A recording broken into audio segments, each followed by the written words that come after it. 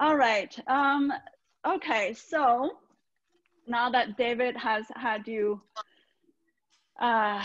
your lubrication ready, and we've had our toast to celebrate the completion of our summer series.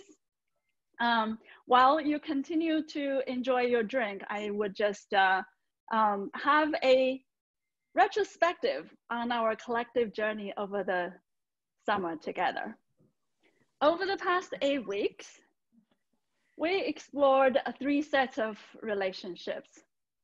First, with our inner self, our mind and heart. We discovered and expressed our subconsciousness, love, longing, with handwriting, symbols, and poetry. Second relationship is with other. And whether be it with an intimate partner, drawing together, or in the case of today, dancing with a stranger. Third relationship is the outer, with our environment, and that's our home or the world. And that also includes resources, most essentially represented by our food. There's also, the only one missing is our relationship with the supernatural, the unknown, as Buju pointed out last time.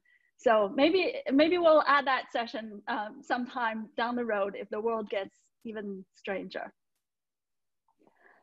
The first half of our program, of our series, focused on the mind, be it cognitive or emotional. A little over halfway, midway, we began to pay attention to and integrate with the body. First with our mouths and our tummies and our hands, then with our facial expressions and body language. And today, with all of our limbs too. Along the way, we soaked in our senses and expressed our emotions, and created something almost edible in between. We played with words, lines, shapes, and colors. Those simple forms make up symbols loaded with meaning, be it the golden spiral of universal aesthetics that can be found anywhere in nature, or the hero's journey that depicts the process of human transformation. Although not explicitly, we also manifested another symbol. Our world is in a rather dark place right now, with threats, loneliness, uncertainties, calamities, and lots of conflict. We can approach it with fear and hate. We could also, but instead we could see the bright spots and cherish our neglected treasures, and to create beauty, joy, and even solutions with playfulness, inventiveness, and resourcefulness, and some levity. And that's what we focused on. We can also learn to communicate better with people who are different from us. And that's what we did, discovering our commonalities across our different background from a dozen native languages.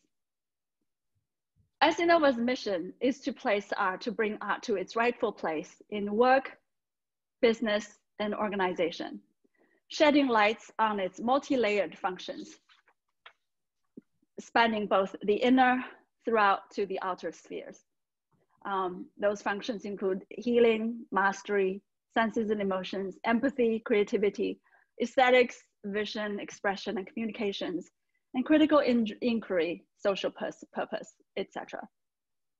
So hopefully our play shop give you a little glimpse of those functions. But if nothing else, hopefully it at least served several of the essential mental activities for healthy mind platter. Maybe not sleep time or focus time for work, but definitely playtime, time in, connecting time, downtime, and in today, even some physical time. Here are our lovely artist instructors who brought such quality experience to us. Thank you for your knowledge, your skills, and your fantastic contribution. I'd also like to thank our writers who wrote about their experience in their lovely essays, which have been published in Essinova Journal. Thank you for our bartender, David, a scientist and engineer with several degrees, but also keen appreciation for the arts. And from me personally, my co-conspirators, Anu and Gaina, without whom the project would have still be living in my mind. Anu is here.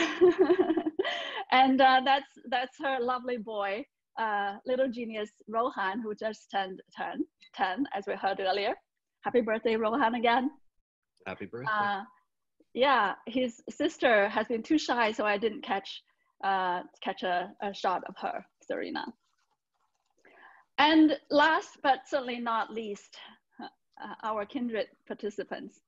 Look what you have created, what you have done. Every time I have been blown away, every session, by your wisdom and your creativity. And to be learning and creating together in our virtual classroom and studio across a dozen different time zones and several age groups, age decades, that has made my summer really, really special. Thank you. Now, we would love to hear some thoughts and comments from you. What affected you, what effect the play shop has had on you, and what you would like to take with you.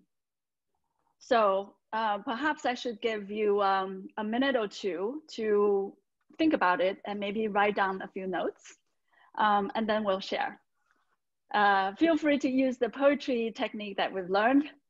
Attending the play shop was like this.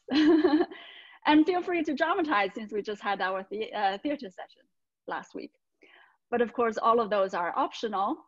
And we would appreciate any thoughts that you have in any form that you'd like to deliver. So with that, I will stop the sharing, and we will chat after perhaps a minute or two.